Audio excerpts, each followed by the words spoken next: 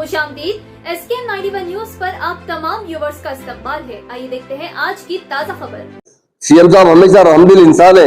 वो महबूब जो है वो अकल बुद्धि जो है, उम्र बढ़ गई है, दीवाने बातें कर रहे हैं। हमारा इनकाउंटर से डेफिनेट हमारी गवर्नमेंट की जरूर, मगर उसके जो एलिगेशन थे उसके हिसाब से उसका जो काम किया उसका हमारे सीएम साहब भी अफसोस का इजहार करे और यकीनन हम उसका अफसोस का इजहार करते हैं। डेफिनेट उसके बाद देखिए अब जिस तरह हमारे तेलंगाना के हालत है, आप एक इनकाउंटर बोल रहे कितने फीसद मुसलमान को आप बताइए, हिंदू भाई मरते थे कितने फीसद तेलंगाना, एक भी फीसद हुआ क्या बताइए। इतना लैंड ऑर्डर कंट्रोल करने वाले लीडर है तो केसीआर साहब है। अचानक इस तरह के सवाल उठ रहे हैं, तो क्या कोई आपसे सीट का मुतालबा था? साहब वो पहले से ऐसा था, वो बिल्ली के खाब में चिचड़े जो होते ना, उन लोग पहले आए थे। हमारे साहब भी समझे थे भाई अच्छा आदमी है, ऊंचा पूरा तगड़ा आदमी है, कहीं भी अगर गया तो तेलंगाना का इतना 7 फीट का आदमी नजर आता है, ऊंचा पूरा देंगे। बस पहली मर्तबा 2014 में केटीआर साहब के खिलाफ काम कर रहे हैं। जब से हमसे दूर हो गए, तेलंगाना आने से पहले, आने के इमीडिएट बाद जब इलेक्शन आया, तेलंगाना आने से पहले जब तेलंगाना का बिल पार्लियामेंट में पास हुआ, उसके 2 महीने में इलेक्शन आया। वो इलेक्शन में सबसे पहले केटीआर की मुखालिफत करने वाले आदमी था। जब से हमारी पार्टी से ताल्लुक नहीं है उसका, पर आज चूंकि मैं बताया ना, रेवंत रेड्डी साहब कई लोगों को एमएलसी की बात कर रहे हैं, तो उसमें से कुछ जो लोग जिसका शौक पूरा नहीं हुआ पहले, वो पूरा करना चाहते हैं। ऐसी कोई बात नहीं, इंशाल्लाह हम जो भी एक्शन आज बोल रहे हैं, कल भी जरूर जो भी जस्टिस करना है जरूर किया जाएगा। बोलिए मसाजिद की शहादत, कोई भी मजहबी मामलात में हर हुकूमत जब नुकसान पहुंचाती है तो हुकूमत को भी नुकसान उठाना पड़ता है। अब अक्सर 8 या 9 मसाजिद की आपके पास हिस्ट्री है, चेयरमैन साहब भी मौजूद है, तो 11 मस्जिद से लेकर एयरपोर्ट की मस्जिद तक, इन शहादतों पर आप तक कोई सवाल और जवाब नहीं हुआ आपसे? देखिए साहब, मैं आपसे बताना चाहता हूँ, हमने जो मस्जिदें शहीद हम उतने नहीं किए जितने बताए जा रहे हैं। हाँ जरूर, ये खाना मस्जिद की बात कर रहे हैं आप, जो अंबरपेट में है। आप तो जर्नलिस्ट है और बहुत से और भी मुस्लिम जर्नलिस्ट है, आप पता कर लीजिए। जब वो हमारे सीएम साहब को मैंने जाके इतला दिया, दाना किशोर साहब वहां पे बल्दिया के ऑफिसर थे, कमिश्नर, और जो ऑफिसर वहां जो तोड़ने वाले ऑफिसर भी मुसलमान ही थे। सुबह मेरे पास आए, एक बात मुझसे कही कि साहब वो मास्टर प्लान में ब्रिज आ रहा है और वहां मुर्गियों का पोल्ट्री फार्म की दुकान है, जो मुर्गियां काट के बेचते हैं, 2 मरतबा वो हमसे पैसे ले चुके हैं और वो हमने तोड़ा है। फिर भी मैं सीएम साहब ने नाराज हुए। दाना किशोर साहब ने कहा कि बाजू में एक जमीन है, जरा फासले पर एक 800 का जमीन मैं दे देना चाहता हूं बल्दिया की है, आप बना दीजिए। इत्तेफाक दूसरी दिन शाम में और हाजियों का जो है रुबात का ड्रा था, वहां पर किसी ने मुझसे सवाल किया, तो एक मीडिया वाले ने सवाल किया, साहब ये टुड़िया है, तो मैंने कहा पैसे देके टूटा है, फिर भी हम मुझसे कुछ ना कुछ करेंगे। मैं बोला ऐसा एक प्रपोजल दिए थे कि बाजू 800 का जमीन है वो दे देंगे जीएचएमसी की, तो लोगों ने उसकी मुखालिफत की, मस्जिद हटना नहीं चाहिए। मैं आज आपके सामने वायदा कर रहा हूँ अब्दुल्ला भाई, वायदा कर रहा हूँ, आज तेलंगाना बने के बाद ब्रिज बनेगा ना, नीचे एक शानदार मस्जिद बनाकर हम देंगे सब। आले इनकाउंटर से रिलेटेड एक सवाल है, इसमें आले इनकाउंटर के बाद में तेलंगाना स्टेट के गवर्नर की जानिब से, पुलिस की जानिब से एक टीम तश्कील दी गई थी, एसआईटी टीम, उसकी रिपोर्ट आज तक मंजर आंखों क्यों नहीं आई? देखिए साहब, ये जो लैंड ऑर्डर का मसला होता है साहब, और डिफेंस का जो मसला होता है ना साहब, ऐसा हर चीज बार निकाल के बाहर निकाल नहीं सकते साहब, इसके लिए कुछ रिस्ट्रिक्शन रहते हैं। अवाम डेफिनेट, अवाम को जो भी सवाल चाहिए उसका जरूर जवाब दिया जाता है और सही तरीके से उसको जरूर अमलावरी की जाएगी।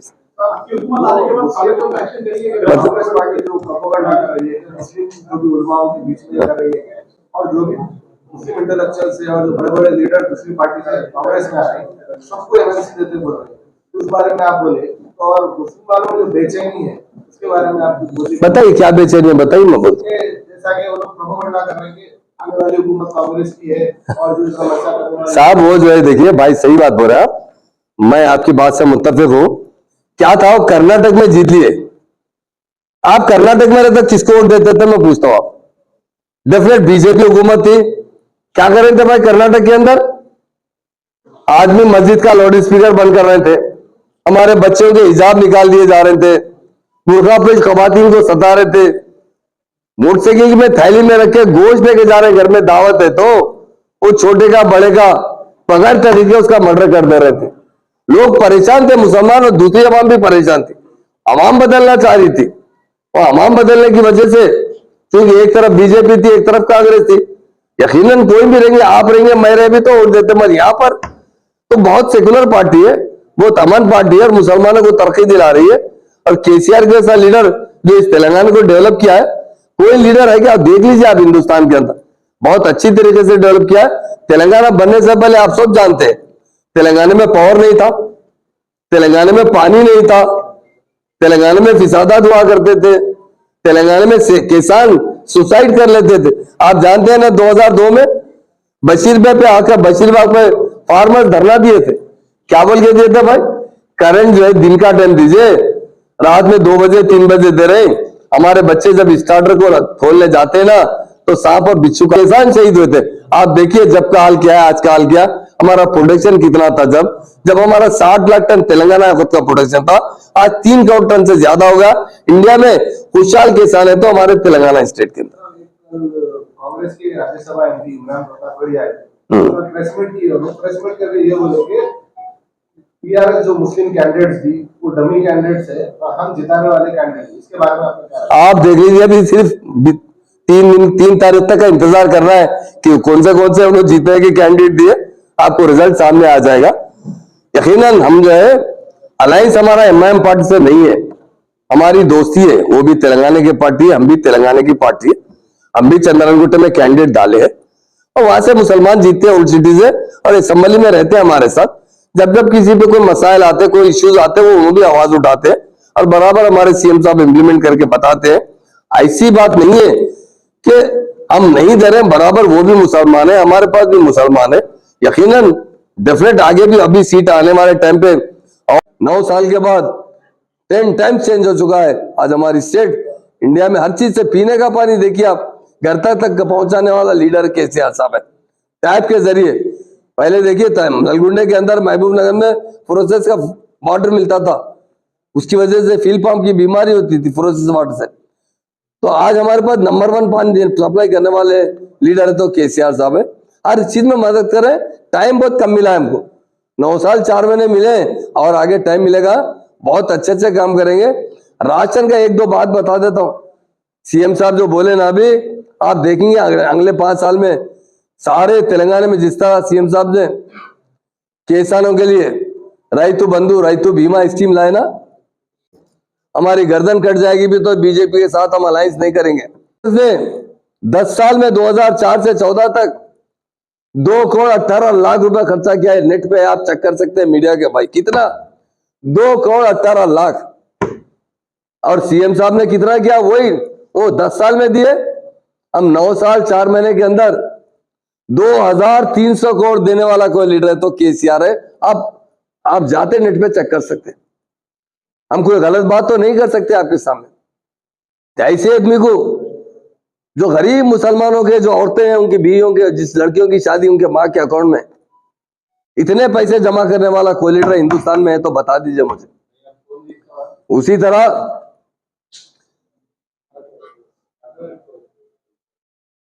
आसरा पेंशन का बताता हूं, कितने पैसे जमा हुए आसरा पेंशन में, 74,000 करोड़ रुपए खर्चा करने वाला कोई लीडर आसरा पेंशन पे तो वो केसीआर है। क्या मुसलमानों को 5-6 हजार करोड़ नहीं मिले उसमें? हमने कोई अकाउंट में नहीं जोसा। वो लोगों ने 10 साल के अंदर जो खर्चा किया ना, 934 करोड़ रुपए खर्चा किया है। और हमारे सीएम साहब ने करीब 12,000 करोड़ खर्चा करने वाले सीएम है तो केसीआर साहब, आप चेक कर सकते हैं। माइनॉरिटी फाइनेंस कॉर्पोरेशन में आप नेट पे बैठकर चेक कर सकते हैं। इतना करने वाले चीफ मिनिस्टर को एलिगेशन लगाना। जी सर, इतने दिन से महबूब आलम साहब कुछ नहीं बोल रहे थे, अचानक इस तरीके से आप लोगों को इल्जाम की बारिश करना वजह क्या? इसलिए मैं बता रहा हूं भाई, ये क्या हुआ मालूम, हमारे जो रेवंत रेड्डी साहब है ना, ये हुकूमत नहीं बना सकते।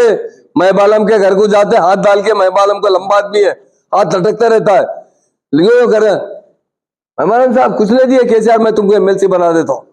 ऐसा मैं आज गया था, सच्ची बता रहा हूं आपसे, मुस्लिम भाइयों ने मुझसे कहा, हमारे पोचाराम श्रीनिवास साहब की जो कांस्टिट्यूएंसी है बांसवाड़ा, उलमाओं से मिला हूं, वो कहे महमूद भाई हम जानते हैं, आपको जानते हैं 10 साल से, आप जाके क्लियर कीजिए। 2 बातें तोहमत आप पे लगा रहे हैं, एक लगाते हैं कि बीजेपी से मिलने वाले उनको कहाँ ख्वाब में पड़ा हम बीजेपी से मिलने वाले, कभी जिंदगी में नहीं मिलते। दूसरा, वक्फ प्रॉपर्टी में सबसे ज्यादा बट्टेबाजी करने वाला इंसान तेलंगाना के अंदर है, जिंदा है तो महबूब आलम। उसके ऊपर 2014 में FIR हुआ है, और जितने लोग इंफॉर्मेशन उसके प्रॉपर्टीज के RTA से ले सकते हैं। और हम भी एक अभियोग में सीधा वहां से आ गया, आते आते हमारे मसीह भाई चेयरमैन साहब को बोला आप भी आ जाओ भाई, ताकि हमारे मीडिया भाइयों के सामने रहेंगे। एक्शन क्यों नहीं है सर उनके ऊपर FIR है, और उनको अब इल्जाम भी लगा रहे कि 40 से ज्यादा स्कूल कॉलेज साहब वो स्कूल्स को बंद किया गया, इंजीनियरिंग कॉलेज को, जो खाली CM साहब के जो फंड पे चलते थे, वो एक उनके स्टूडेंट का रिजल्ट बहुत खराब था, वो इंजीनियरिंग कॉलेज का रिजल्ट नहीं आ रहा था। मैं था एक दिन, एक कंपनी का आदमी CM साहब से आके कहा साहब मैं आपके स्टेट में आकर इंटरव्यू लिया हूं, मेरे कुछ इंजीनियर चाहिए था, दुबई से आया था वो शख्स, आपकी स्टेट के पूरे बच्चे फेल हो गए साहब, मैं एक को भी सेलेक्ट नहीं कर सका। आपके बच्चों का स्टैंडर्ड जब स्टैंडर्ड देखेगा तो खाली अटेंडेंस थी बच्चों की, और हमारे CM साहब के पास से फंड मिल रहा था, माइनॉरिटी फाइनेंस कॉर्पोरेशन का फंड मिल रहा था, उसके तहत स्कूल चल रहा है। और अब बताएंगे आपको, अब बताएंगे, मैं बोलता हूँ आप जरूर पूछिए, अब बताएंगे हम जो हमारे बच्चे जो टेमरिज में पढ़ा रहे ना, ये बच्चों को आगे दिलाने के लिए IT कॉलेज करेंगे, अच्छी तरीके से मुसलमानों को एजुकेशन दिया जाएगा। जैसा अभी हम देखिए उनके ऊपर जो वक्फ प्रॉपर्टीज के हो रहे हैं, और बहुत सारे मीडिया में न्यूज भी आए थे कि मुमताज कॉलेज में उनका कब्जा है वहाँ, दोबारा आपकी हुकूमत आएगी तो आपकी हुकूमत क्या एक्शन हो? सिर्फ ये इलेक्शन की हद तक नहीं साहब, आप डेफिनेट मैं बता रहा, मैं 25 तारीख को फिर प्रेस करूंगा, आपको पूरे प्रूफ दूंगा, कितने केसेस है मसीबा आपको बताते हैं, कितने केसेस महबूब आलम साहब बताइए।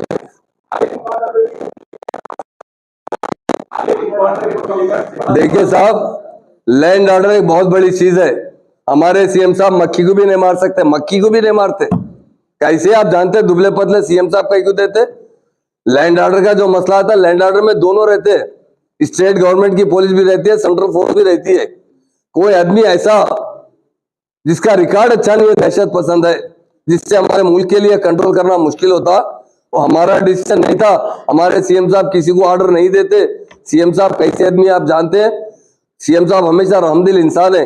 वो महबूब आलम जो है वो अकल बुद्धि जो है, उम्र बढ़ गई है, दीवाने बातें कर रहे हैं, हमारा इनकाउंटर से डेफिनेट हमारी गवर्नमेंट थी जरूर, मगर उसके जो एलिगेशन थे उसके हिसाब से उसका जो काम किया, उसका हमारे CM साहब भी अफसोस का इजहार करे, और यकीनन हम उसका अफसोस का इजहार करते हैं डेफिनेट। उसके बाद देखिए अब जिस तरह हमारे तेलंगाना के हालात है, आप एक इनकाउंटर बोल रहे हैं, कितने फीसद मुसलमानों का आप बताइए, हिंदू भाई मरते थे कितने फीसद तेलंगाना, एक भी फीसद हुआ क्या बताइए? इतना लैंड ऑर्डर कंट्रोल करने वाले लीडर तो KCR साहब है। महबूब आलम साहब को भी सवाल नहीं उठाए, अचानक इस तरह के सवाल उठ रहे हैं, तो क्या कोई आपसे सीट का मुतालबा था? साहब वो पहले से ऐसा था, वो बिल्ली के खाब में चिचड़े जो होते ना, उन्होंने पहले आए थे, हमारे साहब भी समझे चलो भाई अच्छा आदमी है, ऊंचा पूरा तगड़ा आदमी है, कहीं भी अगर गया तो तेलंगाना का इतना 7 फीट का आदमी नजर आता है, ऊंचा पूरा देंगे।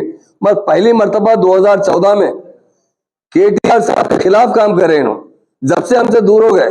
तेलंगाना आने से पहले, आने के इमीडिएट बाद जब इलेक्शन आया, तेलंगाना आने से पहले जब तेलंगाना का बिल पार्लियामेंट में पास हुआ, उसके 1-2 महीने में इलेक्शन आया, वो इलेक्शन में सबसे पहले KTR की मुखालिफत करने वाले आदमी था।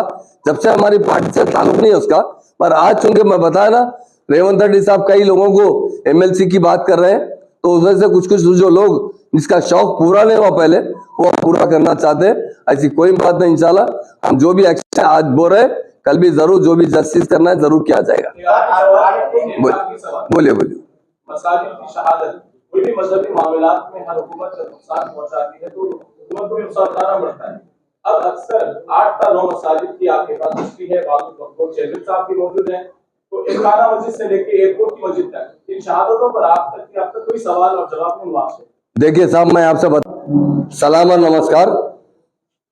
हम लोग काफी इलेक्शन कैंपिंग में है, इसलिए आप लोगों को रात का टाइम तकलीफ दी है। मैं बांसवाड़ा में था आज, वहां कुछ लोगों से मेरी मुलाकात थी, तो वो लोगों ने कुछ पॉइंट्स बताया, साहब ऐसी बात कर रहे हैं कांग्रेस वाले, कुछ लोगों को ఖాళీ బహనాయి के लिए అది రేవంత్ రెడ్డి ఏం చేస్తలేదు. అందరి దగ్గర పోయి అరే ఎట్లా ఉన్నారు మీరు, ఎట్లా ఉన్నారు, మా పని చేయలే, మాకు ఎమ్మెల్సీ ఇస్తా. అరే 50 మందికితో ప్రామిస్ చేసిన ఎమ్మెల్సీ కోసం. ఆయన 10 ఎమ్మెల్యే గెలిచలేదు, సింగిల్ డిజిట్ క్రాస్ చేస్తలేదు, గవర్నమెంట్ ఫామ్ చేస్తలేదు. చాలా ముస్లింలకు దివాన్ చేస్తున్నారు. ముస్లింలకు ఎవరి దగ్గర పోయి అంటే ముస్లిం చెప్పారు మనకు ఈరోజు. అలాగే ఇంత రాత్రి నేను మీకు పిలిచారు, సారీ నేను చెప్పా ఈరోజు లేట్ అయినా. ముస్లిం చెప్పారు సార్ మన దగ్గర వచ్చే, మన దగ్గర మా పరిచయం అంటే 7-8 మెంబర్కు ఎమ్మెల్సీ ఇస్తామని హామీ ఇచ్చారు సార్, ఇది పాసిబుల్ ఉంది అంటే. అరే సార్ అన్న గెలిస్తే లేదు, సింగిల్ డిజిట్ క్రాస్ చేస్తా లేదు, థర్డ్ అంటే డబ్బే ఓపెన్ అయితే అంటే థర్డ్కు మొత్తం ఢిల్లీ టికెట్ తయారు పెట్టేసిన. డైసా డబ్బా ఓపెన్ అయితే 11-12 గంటలకు 1 by 1 ఢిల్లీ వెళ్తున్నారు. అలాగే ఈరోజు మా మీడియా మిత్రులకు నేను ఒక మాట చెప్తున్నారు, కొంచెం ముస్లిమ్స్ ఉంది ఆయన మనకు ఏం సపోర్ట్ చేయలేదు. ఒకటి మంచి ఉన్నారు వక్ఫ్ బోర్డులో మోసం చేసిన మంచి, ధోకా చేసిన మంచి మహబూబ్ ఆలం, టోటల్ బేకార్ మంచి. ఆయన బ్రదర్స్ నేను మాకు పరిచయం ఉంది. ఆయన ఫ్యామిలీలో నంబర్ 1 లోఫర్ అంటే మహబూబ్ ఆలం ఉంది. మా పార్టీలో వచ్చినప్పుడు 2-3 దావత్ చేసిన తర్వాత ఉల్టా పుల్టా చేసిన, 14 ఎలక్షన్లో కేటీఆర్లో అగేన్స్ పని చేసిన, ఆ రోజులో దూరం అయినా. ఆయన ఏం చెప్తున్నారు పబ్లిక్కి, అరే కాంగ్రెస్ పార్టీ సపరేట్ చేస్తా అంటే చెప్తున్నారు. నేను మీడియా ద్వారా ఒక మాట చెప్తున్నారు, కాంగ్రెస్ ఏం చేసినా మనకు ఈరోజు ముస్లిం బ్యాక్వర్డ్ ఎందుకు ఉన్నారు? టోటల్ అంటే ముస్లిం బ్యాక్వర్డ్ అంటే రెస్పాన్సిబుల్ కాంగ్రెస్ పార్టీ ఉంది. ఇక్కడ 50 years రూల్ చేశారు. 50 years ఏమి ఇవ్వలేదు ముస్లింకు. లాస్ట్ మా ముందు 2004 ముందు 2014 పవర్లో ఉన్న పార్టీ కాంగ్రెస్. మా ఖర్చాలు అంటే 1000 crore ఖర్చా చేయలేదు. ఇప్పుడు హేమంత్ రెడ్డి 4000 చెప్తున్నారు, దొంగ మాట. ఆయనే పార్టీ రూల్ చేస్తున్నారు రాజస్థాన్లో. రాజస్థాన్ పాపులేషన్ ఎంత, ముస్లిం పాపులేషన్ ఎంత ఉంది, మా తెలంగాణ ముస్లిం పాపులేషన్ ఎంత ఉంది? రాజస్థాన్తో Muslim population 85 lakhs Muslim population ఉంది. 85 lakhs ఎంత బడ్జెట్ ఇస్తున్నారు? 1900 రూపీస్. ఇప్పుడు కాంగ్రెస్ రూల్లో ఉంది. మా అనబుల్ సీఎం గారు ఎంత బడ్జెట్ ఇస్తున్నారు? మా తెలంగాణలో 50,000 ముస్లిమ్స్ ఉన్నారు, మైనారిటీస్ 50,000 ఉంది. 2200 crores శాంక్షన్ చేసిన లీడర్ కేసీఆర్ గారు ఉన్నారు. తప్పకుండా నెక్స్ట్ టైం సీఎం గారు ఒక మాట చెప్పారు, బడ్జెట్లో ఎక్కువ చేస్తా అంటే ఆల్రెడీ ఫస్ట్ డే హామీ ఇచ్చారు. ఎంత కావాలి అంటే అంత ఖర్చా చేస్తా అంటే. చాలా వెల్ఫేర్ స్కీమ్ ఇండియాలో ఎక్కడ ఉంది అంటే మా తెలంగాణలో ఉంది. ఈరోజు కొంచెం ముస్లిమ్స్ ఉన్నారు, 1-2-3 మెంబర్స్ ఉన్నారు, ఎక్కువ లేదు. ఆయన దగ్గర పబ్లిక్ లేదు, ఏం లేదు. అందులో ఒక మహబూబ్ ఆలం అంటే ఒకటి మంచి ఉన్నారు, చాలా దొంగ మంచి, చాలా బట్టెబాజ్ మంచి, చాలా లోఫర్ మంచి. వక్ఫ్ ప్రాపర్టీస్ మీద కబ్జా చేసిన మంచి ఆయన ఉన్నారు. ఇది ఐజా జూనియర్ కాలేజ్ ఉంది, ఆసఫియా స్కూల్ ఉంది, అలా డిగ్రీ బి ఉంది, ఇలా ఐజా స్కూల్ ఉంది మలక్పేటలో. ఈ మొత్తం అంటే వక్ఫ్ ప్రాపర్టీస్ ఉంది. ఆయన ఫాదర్ సెక్రటరీ ఉన్నారు. ఆయన చాలా మీటింగ్లో నేను भी अनवर कॉलेज में చదువునా. ये मेरी प्रॉपर्टी नहीं है, ये गरीब मुसलमानों की प्रॉपर्टी है, हम लोग यहाँ सेक्रेटरी बन के काम कर रहे हैं. आज उनका बेटा आके बैठ के मेरी बोल के दावेदार था. उसके ऊपर तेलंगाना बना तो पहला FIR हुआ ना, किसके ऊपर हुआ मसीह भाई? 2014 में महबूब आलम के ऊपर पहला FIR करे तो है तेलंगाना गवर्नमेंट वक्फ प्रॉपर्टी के लिए. यहाँ FIR काफी है. इकबाल साहब जब हमारे ऑफिसर थे शुरू, तो ये बताना चाह रहा हूँ, महबूब आलम हमारे सीएम को कहते धोखा दिया. सीएम कहते अरे क्या धोखा दिया रे सीएम? अरे सीएम साहब जो काम करे है ना मुसलमानों के लिए, जो काम करे हिंदुस्तान के सीएमओ से कंपेयर करके देख लो. इंडिया में कोई नंबर 1 सीएम है तो केसीआर साहब है. मुसलमानों का कोई दोस्त है तो वो केसीआर साहब है. ये रेवंत रेड्डी के जो MLC के ख्वाब है ना, 40 MLC आते तेलंगाना में. रेवंत रेड्डी मुझे बताया एक जने साहब 40 से लेके 45 तो खाली मुसलमानों को वायदा कर रहे MLC देता हूं बोल के. अब वो कहां से लाते कि क्या यूपी से जाके लाते कि दिल्ली से जाके लाते, कहां से लाते मालूम नहीं. जबकि उन्होंने सिंगल डिजिट क्रॉस नहीं कर सकते। दोनों जगह भी हारने वाला कैंडिडेट रेवंत रेड्डी है। रेवंत रेड्डी का फ्यूचर क्या है? ये महबूब आलम कहता है कि रेवंत रेड्डी बहुत अच्छा काम करेगा। अरे कांग्रेस में क्या काम करता तू? कांग्रेस से पहले किसमें था रेवंत रेड्डी? इब्तदाई दौर जो है संघ परिवार से साथ जुड़ा हुआ था। उसके बाद 2004 में टीआरएस में आया था। उसके बाद तेलुगु देशम में गया। जब जब तेलुगु देशम इलेक्शन आता है ना, अंदर मीडिया मित्र को एरका బీజేపీతో అలయన్స్ పెట్టేసిన మెయిన్ రూల్ ఎవరు చేస్తా అంటే రేవంత్ రెడ్డి చేసినప్పుడు.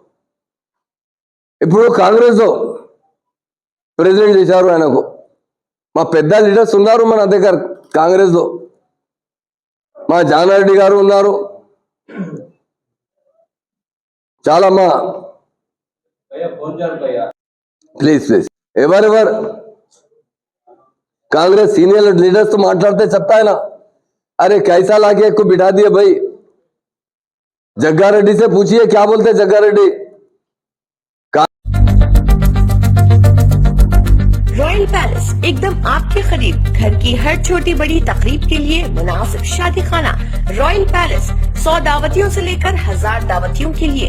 बर्थडे फंक्शन हो या साचक शादी वलीमा, जुमारी या फिर कोई गेट टुगेदर, आपकी हर खुशी के मौके पर 4 चांद लगाए रॉयल.